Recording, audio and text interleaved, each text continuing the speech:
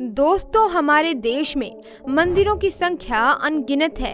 देश ही नहीं बल्कि आपको दुनिया भर में हिंदू मंदिर देखने को मिल जाएंगे। इन मंदिरों में से बहुत से मंदिर पुराने और प्रसिद्ध भी हैं। इन मंदिरों में सालों से हजारों श्रद्धालुओं का आना जाना लगा रहता है। लेकिन आपकी जानकारी के लिए बता दें कि हमारे हिंदू मंदिरों में भी कुछ ऐसे मंदिर हैं जहां पर गैर हिंदुओं का आना बिल्कुल ही मना है, जैसे कि उड़ीसा का जगन्नाथ मंदिर और काशी का विश्वनाथ मंदिर। अब ये तो हमने की हिंदू मंदिरों की बात, लेकिन क्या आपको पता है कि मुसलमानों के सबसे पवित्र तीर्थ स्थल मक्का मदीना में भी गैर मुस्लिमों का पैर रखना मना है, क्योंकि ऐसा माना जाता है कि अगर कोई गैर मुस्लिम इस पाक जगह पर पैर रखता है तो मक्का मदीना की पवित्रता खंडित हो जाएगी। इसीलिए यहाँ पर यात्रा करने वाले रास्ते पर साफ साफ लिखा हुआ है कि Mecca Medina only for Muslims. लेकिन आज हम आपको एक ऐसे व्यक्ति के बारे में बताने वाले हैं जो हिंदू होकर भी मक्का मदीना के दर्शन कर चुका है। जी हाँ दोस्तों, ये बात तो थोड़ी अलग है कि दर्शन करने के बाद उसकी वहीं पर मौत हो गई और उसकी समाधि भी बना दी गई। दोस्तों, शायद आपको ये बात पता होगी कि आप अगर देश या दुनिया की मस्जिद में जाना चाहते हैं तो इसके लिए किसी भी धर्म के लोगों के लिए मनाही नहीं है। यानी कि किसी भी धर्म के लोग यानी कि किसी भी धर्म का व्यक्ति बेफिक्र होके किसी भी मस्जिद में प्रवेश कर सकता है। तो अब बहुत से लोगों के मन में ये सवाल आ रहा होगा कि कैसे कोई गैर मुस्लिम मस्जिद में जा सकता है लेकिन मक्का मदीना में नहीं। तो आइए जानते हैं कि आखिर कौन सी ऐसी बातें हैं जो मक्का मदीना को खास बनाती हैं और आखिर चाहते हुए भी कोई भी गैर मुस्लिम मक्का मदीना में प्रवेश क्यों नहीं कर सकता। और साथ में ही हम जानेंगे कि आखिर वे कौन है जो हिंदू होकर भी मक्का मदीना में घुस गया। दोस्तों, मक्का मदीना जाने का ख्वाब हर मुसलमान का होता है। हर कोई मुस्लिम अपने जीवन में एक ना एक बार तो मक्का मदीना जाना ही चाहता है। ऐसा माना जाता है कि अगर एक मुस्लिम यहाँ पर पहुँच जाए तो मानो उसको जन्नत का एहसास हो जाता है। सऊदी अरब के ऐतिहासिक क्षेत्र हिजाज में मक्का शहर स्थित है।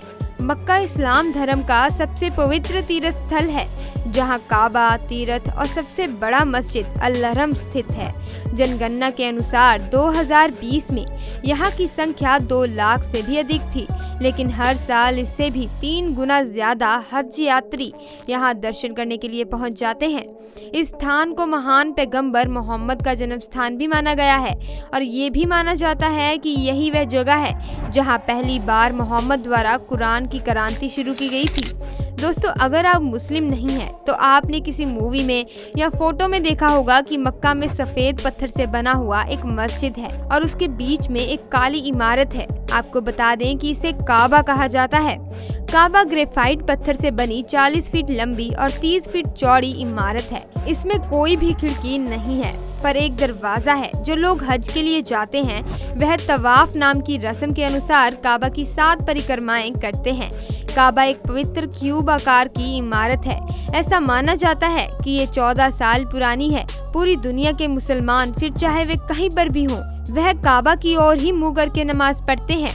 दोस्तों, हर मुसलमान को दिन में 5 बार काबा की ओर मुँह करके नमाज पढ़नी होती है और अपने पापों की क्षमा मांगनी होती है।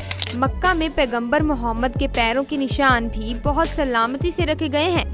जो तीर्थ यात्री यहाँ पर दर्शन के लिए आते हैं वे उनके पैरों के दर्शन करने से अपने आप को धन्य मानते हैं। इसके अलावा कहा जाता है कि हज की यात्रा करने के बाद अगर किसी कारण व्यक्ति की मौत हो जाती है तो उसकी समाधि वहीं बना दी जाती है। और दोस्तों, हमें पता चला है कि अगर कोई मुसलमान वहां मर जाता है तो उसके परिवार वालों को बहुत खुशी होती है, क्योंकि उनका मानना है कि खुदा ने एक पाक मुसलमान को अपनी आगोश में ले लिया है। आपकी जानकारी के लिए थोड़ा और बता दें कि मक्का की हज यात्रा बहुत ही महत्वपूर्ण होती है, क्योंकि मक्का को इस्लामिक धर्म का 5वां स्तंभ माना जाता है और कहते हैं कि काबा जो ये काली इमारत है यहीं से धरती की शुरुआत होती है।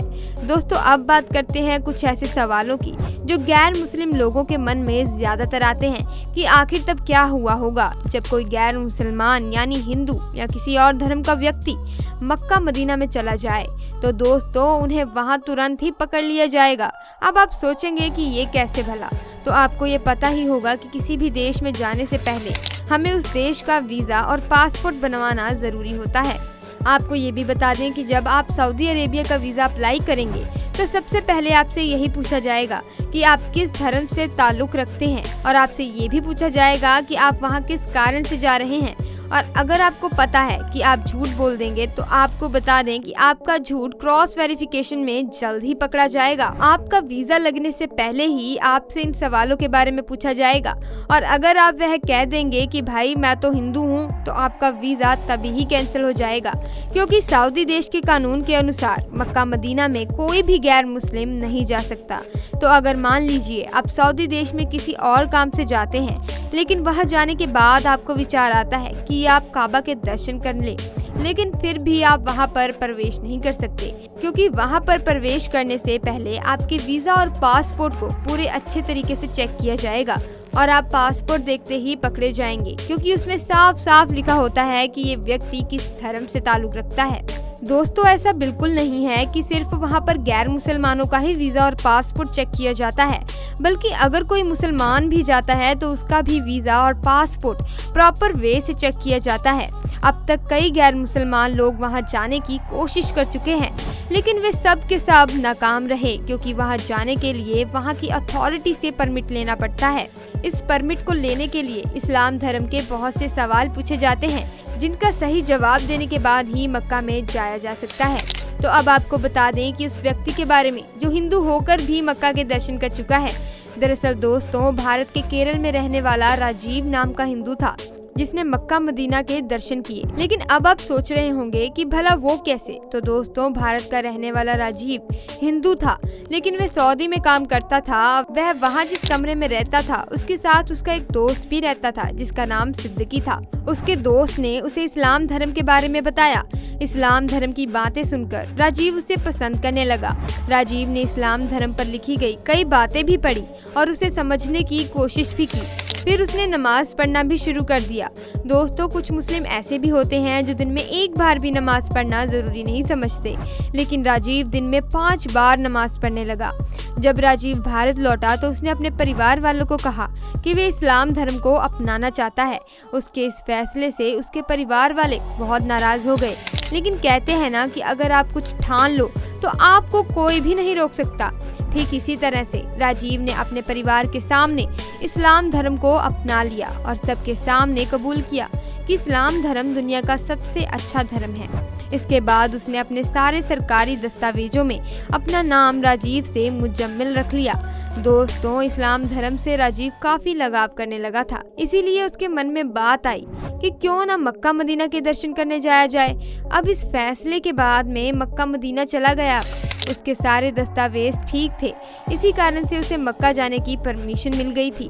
काबा की परिक्रमा करने के बाद और सारी रस्में पूरी करने के बाद उसने खुदा से ख्वाहिश की, ऐ खुदा मुझे अपनी आगोश में ले ले। दोस्तों, जैसा कि हमने आपको पहले ही बताया था कि अगर वहां जाकर किसी की मृत्यु हो जाती है तो इस्लाम धर्म के अनुसार वे इंसान बहुत ही खुशकिस्मत होता है।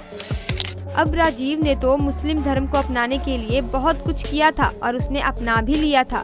शायद इसीलिए उसकी सारी मनोकामनाएं पूरी हो गई, जिसके बाद अब राजीव के घर वालों को सूचना दी गई और उसकी वहीं पर समाधि बना दी गई।